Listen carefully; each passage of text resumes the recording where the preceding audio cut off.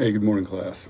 And if you recall from our work yesterday, we talked about transformations of sine and cosine functions, and we were emphasizing especially the horizontal stretch and shift. Well, we're going to continue a little bit more of that today. In this one, we actually have an extra transformation. We have a reflection. So let's identify everything that we have in this particular problem. Let's start out with that negative 4. That's split into two parts. The negative is a reflection over the x-axis. The 4 is the amplitude, which can be the same as a vertical stretch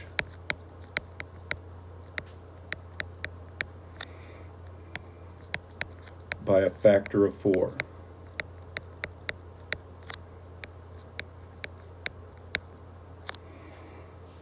Then we have the minus 2. Well, that minus 2 is then a vertical shift down 2. That's everything that's on the outside of your cosine function.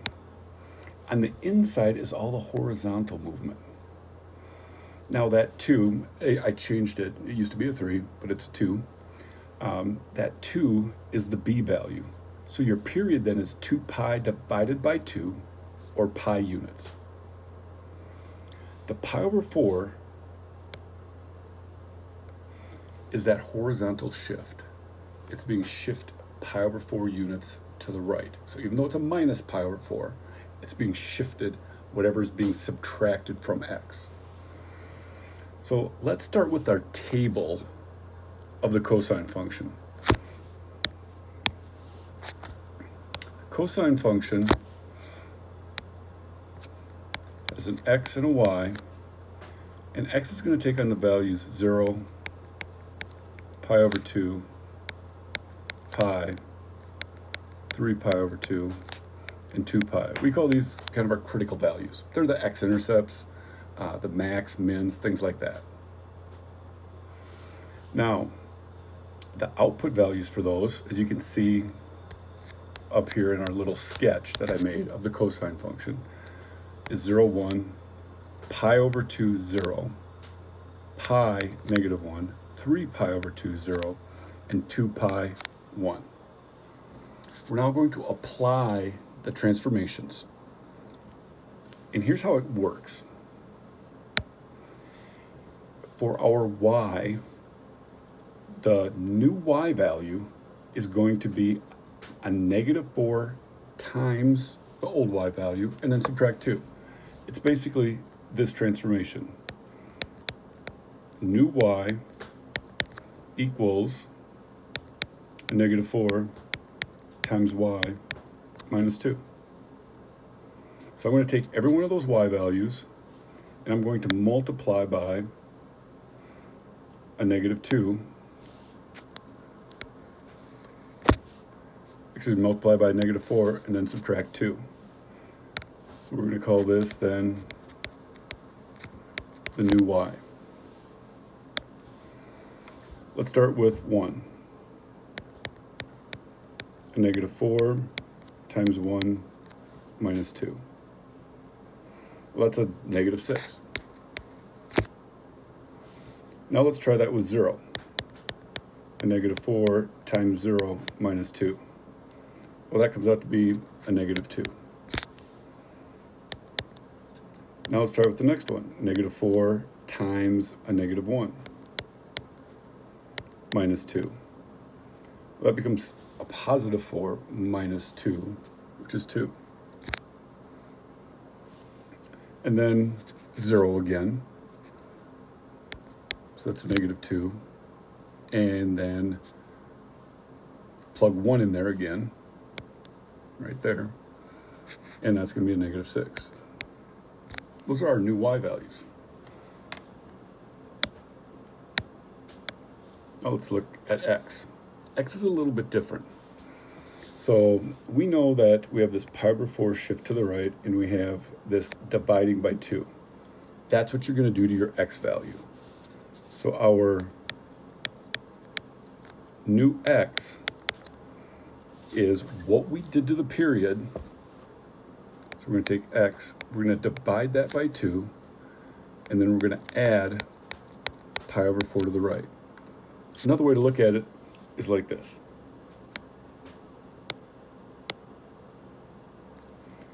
We're going to do the opposite of everything that's in here, or the inverse. Since I'm taking and subtracting pi over 4 from x and then multiplying by 2, I have to undo those by dividing by 2 and then adding pi over 4. That's going to be our transformation on x. So let's start out with x being 0. 0 divided by 2 plus pi over 4. Well, that's 0 plus pi over 4,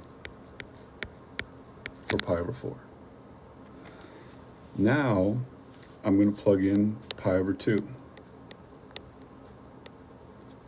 divided by 2 plus pi over 4. So that's pi over 2 divided by 2. That becomes pi over 4 plus 4, or 2 pi over 4. Now I'm going to try it with pi. I'm going to plug pi in there, divide that by 2, plus pi over 4. That's 3 pi over 4. Now I'm going to take 3 pi over 2 divided by 2 plus pi over 4. 3 pi over 2 divided by 2 is 3 pi over 4 plus pi over 4, 4 pi over 4. And now, lastly, we're going to take 2 pi. 2 pi divided by 2 plus pi over 4. So that's pi plus pi over 4, or 5 pi over 4. So now if I think about what we said over here, the period is pi. Well, my max on the original graph is still going to be my max on the new graph. So I'm going to start at pi over 4. It ended at a max. That's my other max. This is my other max then, after the transformation. The distance between those two, well, if you go from pi over 4 to 5 pi over 4, that's the distance of our period, 4 pi over 4, or pi. Now we need to graph this. So we're going to take this table, oops, I forgot to label this my new x, and take it to the next page and complete that graph.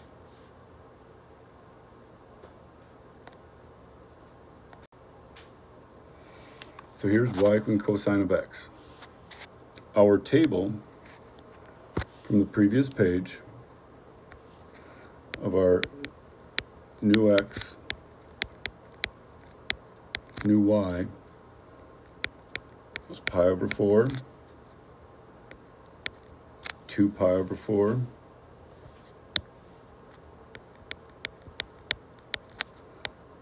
3 pi over 4, 4 pi over 4,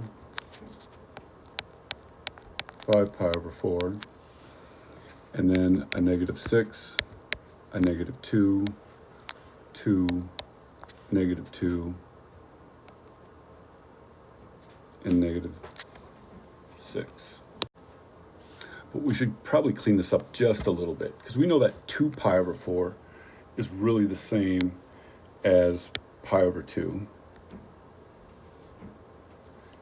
And 4 pi over 4 is the same as pi. So let's change that. Call that pi. Oops, wrong pen. Call that pi. Call that pi over 2. So graph those points. Pi over 4, which is right there, -6. So this max, because of the -4, and the shift down 2 ends up being at a -6. Now the next one, pi over 2, -2. 3 pi over 4, 2. Pi, -2. 5 pi over 4, -6. Here is one cycle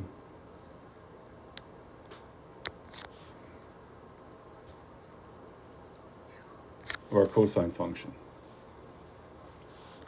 Now repeat those same points. Here's my first point, second, third, fourth, and fifth. Well, that fifth one starts as my first one.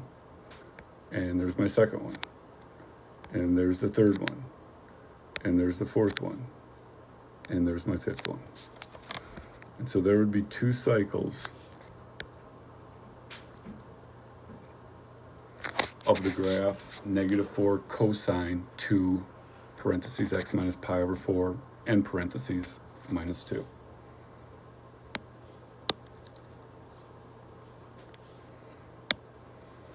There are a few other things for us to talk about that might help you with your graph. We also call this the midline.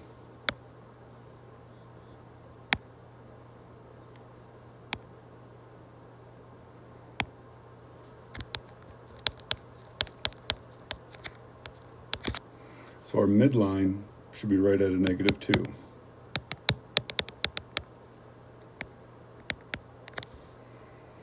With an amplitude of 4, that means I have to go 4 up from there and 4 down to find my max.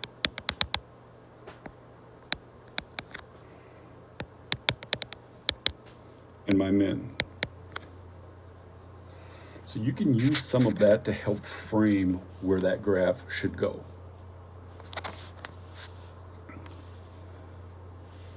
On to the next slide. Here is 3 sine of 2 parentheses x minus pi over 2 and parentheses plus 1. What I would like you to do is start by identifying your a value, your k value, your b value, and then the period, and your h value. Then build a table for your x and y using these points right here.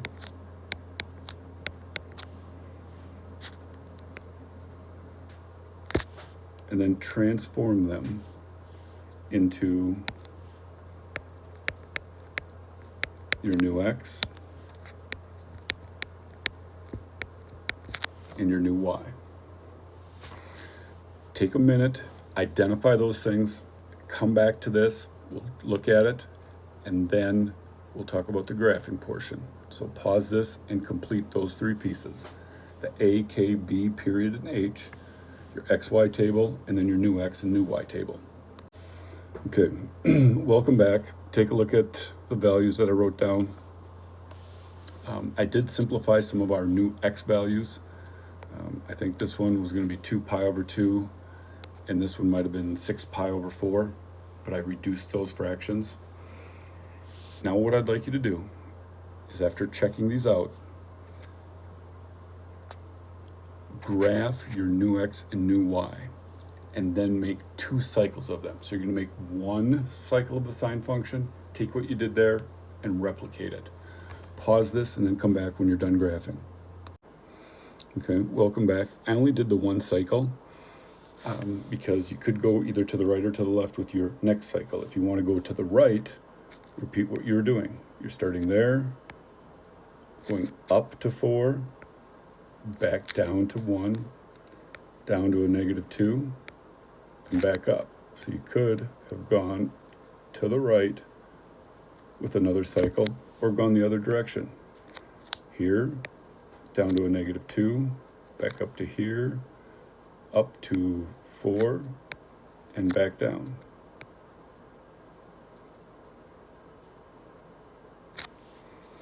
There's actually 3 cycles. Things, again, that you can use to help with this graphing. So if we were to undo all of that work, just say, well, okay, I got my 1 cycle. Let me use some other things to help me. Midline. I'm going to put a little dashed line right there. I have to go 3 above it. So that's my max, my mid, and I have to go 3 below it. And that's my min. So I got a midline and a min. Now you can repeat your pattern. This might be a little bit easier. I'm starting right there, up to a max, back to the midline, to my min, back to the midline, all within pi units.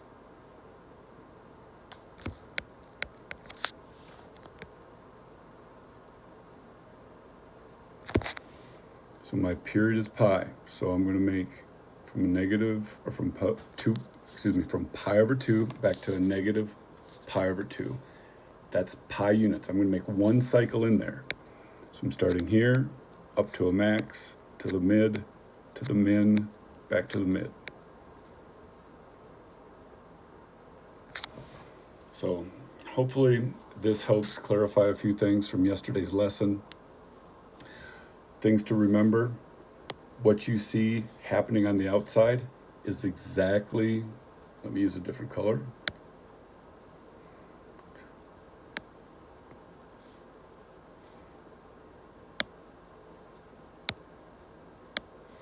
What you see happening outside of your function is exactly what you do to your y value.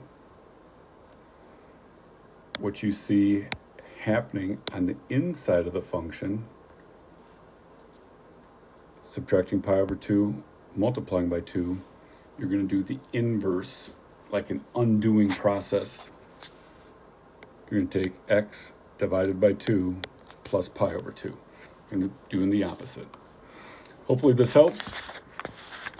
Everybody, I want to wish you a fantastic winter break. Please take time to post a picture of your ugly sweater. I was up at the cabin by myself and had to try to shoot the photo by myself, so I did not get a great picture taken, but I do have mine posted. So wishing everybody a wonderful break, a happy new year, and we will see you in 2021.